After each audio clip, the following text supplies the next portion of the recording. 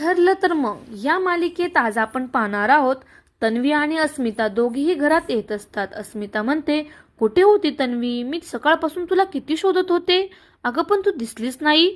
तशी प्रिया अस्मिताला म्हणते, अगं मी अर्जुनच्या खोलीत होते। तसा रविराज दारात येतो आणि प्रियाचं बोलणं ऐकतो। रविराज म्हणतो, अर्जुनच्या खोलीत? तू तू काय करत होती त्याच्या खोलीत? प्रिया म्हणते, अहो बाबा, मी त्याला फक्त कॉफी द्यायला गेले होते आणि सकाळी मी माझ्या मैत्रिणीकडे गेले होते अभ्यासासाठी। रविराज म्हणतो, हो, प्रतिमा आल्यापासून आपण इथेच राहायला आलो, त्यामुळे अभ्यासाकडे दुर्लक्ष होतंय तुझं। प्रिया म्हणते, हो ना बाबा, हे बघा आता कॉलेजलाच चालले। असं म्हणून प्रियेकडे मैपतच्या घरी येते। प्रिया त्यांना झालेला सगळा प्रकार सांगते, म्हणजे पायावरचा बर्कमार्क पाण्यासाठी अर्जुनने काय काय केलं।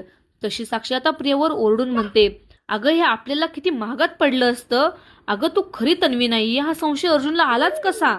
आता महिपतही म्हणतो, हिनेच काहीतरी चिखल करून ठेवला असणार, आता तो आपल्याच थोबाडाला लागणार।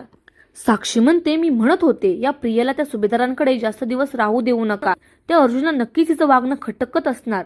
तशी प्रिया तिच्यावर आवाज ओढून म्हणते, माझ्या वागण्यात काहीही प्रॉब्लेम नाहीये आणि माझं बोलून झालं सुद्धा नाहीये, त्यामुळे अर्धवट ऐकून बोंबाबोंब करू नका। नागराज म्हणतो, अजून काय गोंधळ घालून ठेवलाय ग तू प्रिया? प्रिया म्हणते, गोंधळ घालून ठेवायला माझं नाव काही नागराज नाहीये आणि जो गोंधळ होऊ शकला असता ना तो मी निस्तरलाय। मैपत म्हणतो, काय म्हणजे नक्की काय केलंय, सांगतेस का? प्रिया म्हणते, सांगते। ती म्हणते, अर्जुनला माझ्या पायावर बर्थमार्क नाहीये हा संशय आला होता, त्यामुळे मग हा परमनंट टॅटू काढून घेतला, असं ती पाय दाखवत त्यांना म्हणते। प्रिया म्हणते, अर्जुन काहीतरी निमित्त काढून माझा तळपाय चेक करणारच आणि हे अँकलेट त्याने माझ्या पायात घातलं आणि घालताना त्याला माझ्या पायावर ही खून दिसली।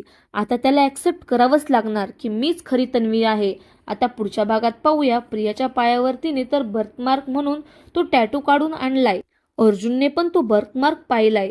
मग अर्जुन खरंच हे मान्य करेल की प्रियाच तन्वी आहे? असेच नवनवीन ट्विस्ट पाहण्यासाठी आपल्या चॅनलला सबस्क्राईब नक्की करा। हा भाग पूर्ण पाहिल्याबद्दल धन्यवाद।